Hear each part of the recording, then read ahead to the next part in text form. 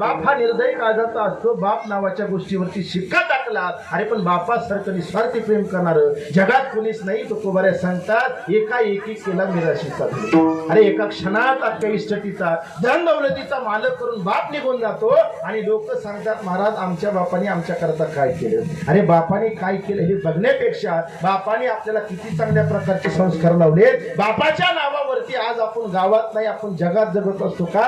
अरे तुम्हाला स्वतःची ओळख म्हणून कोणी विचारत नाही रे. आमक्या अमक्याचा मुलगा म्हणून लोक गावात विचारतात. ह्याच्यापेक्षा आणि इस्टेट काय कमवून द्यायची सांगा ना, काय कमवून द्यायची. पण महाराष्ट्राचा विचार केला महाराष्ट्राला अजून आईबाप कळले नाही. महाराष्ट्राला आईबाप कळले असते लातूर सारख्या शहरामध्ये जिवंतपणे नारळ पाण्यामध्ये विष घालून आई बापाला मारण्याचा प्रयत्न मुलांनी केलाच नसता. महाराष्ट्राला जर आईबाप कळले असते नगर जिल्ह्यात जिवंतपणे आईला मशागमध्ये नेऊन ठेवलं नसतं. अरे महाराष्ट्राला जर आईबाप कळले असते कर्जत तालुक्यात आईच्या डोक्यात पैता घालून 2 डोक्याचे भाग मुलांनी केलेच नसते. अरे महाराष्ट्राला जर आईबाप कळले असते आमच्या इंदापूर तालुक्यात भिगवण गावामध्ये फक्त मोबाईल हातातून घेतला गालाची चापट मारली. जन्मदात्या मुलानं आईचा नरड दाखवून जीवनाचा घोळ घेतला.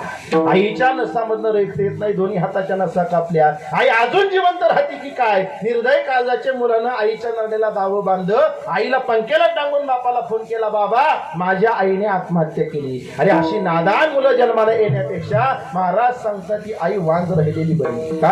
पुत्र व्हावा आईचा गुंडा ज्याचा तिन्ही लोकी गंडा कन्या तरी ऐसी देई मेरा जैसी मुक्ताबाई देवा. अरे द्यावा वाटत असेल ना तर एकच मुलगा दे माझ्या ज्ञानोबांसारखा 22व्या वर्षी विश्वाची आई झाला. जेव्हा द्यावा वाटत असेल ना तर एकच मुलगा दे माझ्या तुकोबाऱ्यांसारखा 42व्या वर्षी जगाचा जगद्गुरु झाला. जेव्हा द्यावा वाटत असेल तर एकच दे माझ्या छत्रपती शिवाजी महाराजांसारखा कमी कालावधीमध्ये रयतेचा जाणता राजा झाला. अरे राज्यात नाही देशात नाही अख्ख्या जगात स्मारक उभा करून 19 फेब्रुवारीला महाराष्ट्रात नाही तर अख्ख्या विश्वात ज्याचं नाव गाजतं ना असा मुलगा पोटी जन्माला घाल. अरे कन्या तरी ऐसी देई मीरा जैसी मुक्ताबाई देवा. द्यावी वाटत असेल ना तर अरे मीराबाई सारखी मुक्ताबाई सारखी बहिणाबाई सारखी मुलगी दे ना. तोंडाला रुमाल बांधून दुसऱ्याच्या गाडीवर पळून जाणाऱ्या मुली जन्माला घालण्यापेक्षा ती आई बांध राहिलेली बरी का. कलियुगाचा विचार केला कलियुगात लोक आई बापाला मानत नाही. महाराज सांगतात आजपर्यंत बापाची किंमत महाराष्ट्राला कधीच कळाली नाही. अरे चालता चालता चप्पल तुटती नवीन चप्पल घेण्याचं धाडस करत नाही. चपलीला धागा घालून पायात घालतो तो असतो बाप. शेतामध्ये काम करत असताना कडक उन्हामध्ये फक्त अंगावरचा बनेल फाटू द्या फाटक्या बनेलेला गाठ मारतो फाटक्या गणिरीत कडक उन्हामध्ये काम करतो. अरे फाटक्या बनेलेलं काम करणाऱ्या बापाचा मुलगा 2,500 हजाराची शर्ट घालून गावभर मुंबलत हिंडतो. अरे कदा दिवशी विचार करा शेतामधनं चालता चालता फक्त बापाच्या हातून बैल निसटू द्या आणि दुसऱ्याच्या पिकामध्ये जाऊन तोंड लावू द्या. बापाने पहिले एका मिनिटात हात मारली एका मिनिटात बैल पटकन बापाच्या समोर येऊन उभा राहतो. अरे 4 पायाच्या बैलाला बाप आणि बापाची किंमत कळाली. 25 वर्षाच्या पोराला अजून बाप कळला नाही. ही आपल्या महाराष्ट्राची शोकांतिका आहे का. महाराज सांगतात महाराष्ट्राला बाप कळला नाही. अरे देवकीचं यशोदेचं कौतुक जरूर करावं. देवकीचं यशोदेचं कौतुक जरूर करावं. माझ्या पोटचा गोळा वाचलाच पाहिजे म्हणून स्वतःच्या जीव धोक्यामध्ये घातला. नाका तोंडामध्ये पाणी जाते पण टोपलीमध्ये श्रीकृष्ण भगवंताला घेतलं आणि सुखरूप गोकुळात पोहोचवणारा वसुदेव आपल्या महाराष्ट्रानं पाहिला नाही. महाराज सांगतात कधी कळणारे आपल्या महाराष्ट्राला बाप. अरे 32 मन सोन्याचं सिंहासन बसण्याकरता आहे.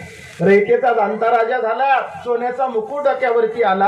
हा सगळा सुख सोहळा पाहताना आई साहेबांनी शिवबाला विचारलं शिवबा रडण्याकरता नाही हो लढण्याकरता तुम्हाला सिंहासनावरती बसवलं. डोळ्यात पाणी येण्याचं कारण शिवबाने सांगितलं आई साहेब ऐका डोक्यावरती सोन्याचा मुकुट आहे. रयतेचा जाणता राजा 32 मन सोन्याच्या सिंहासनावरती विराजमान झालो. हा सगळा सुख सोहळा पाहण्याकरता तुमच्या कपाळाचं कुंकू जिवंत असताना मला जास्त आनंद झाला असता. त्याला म्हणायचं बाप त्याला म्हणायचं बाप. मुलगा वनवासाला गेला 14 वर्ष मुलगा दिसणार नाही. आक्रोश करून रडत असणाऱ्या कौशल्य मातेला अख्ख्या महाराष्ट्रानं पाहिलं पण पुत्रयोगाने राम राम नावाचा जप करून स्वतःचा प्राण सोडला. असा दशरथ राजा महाराष्ट्राने पाहिला नाही. महाराज सांगतात कधी करणारे आपल्या महाराष्ट्राला बाप. माणसं आहे तोपर्यंत बोलून घ्या. माणसं जिवंत आहे तोपर्यंत खाऊ पिऊ घाला. आहे तोपर्यंत बापाशी बोला. आहे तोपर्यंत बापाला 2 हातांनी खाऊ घाला.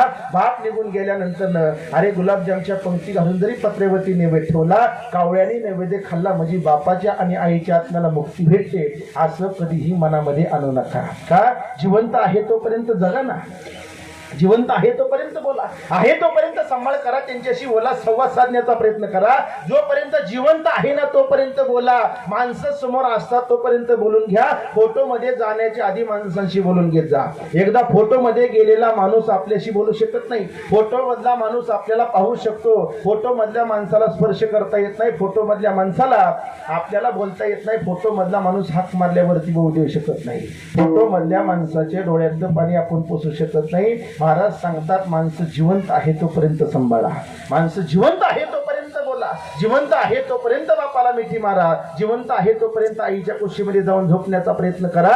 आई आणि बाप फोटोत गेल्यानंतर महाराष्ट्राच्या नाही भारताच्या चारही कोपऱ्यामध्ये कितीही दिशाने रडण्याचा प्रयत्न केला तरी महाराज सांगतात ओ कौन सी चीज है दुनिया में नहीं मिलती, सब कुछ मिलता है यहाँ लेकिन माँ बाप नहीं मिलती. बोलण्याकरता भरपूर आहे, घड्याळ आपल्याला थांबण्याकरता तयार नाही. जाता जाता एकच वाक्य सांगून जाईल. महाराज सांगतात भगवंताची पूजा करून आईबाप कधीही भेटत नाही, भगवंताची पूजा करून आईबाप कधीच भेटत नाही. आई बापाची सेवा करून बघा, विश्वाचा मालक तुमच्या घरी येऊन तुमच्या घराची पंढरी झाल्याशिवाय राहणार नाही. झालेली सेवा पंढरीश्वरांना पांडुरंगाच्या चरणावरती समर्पित करू.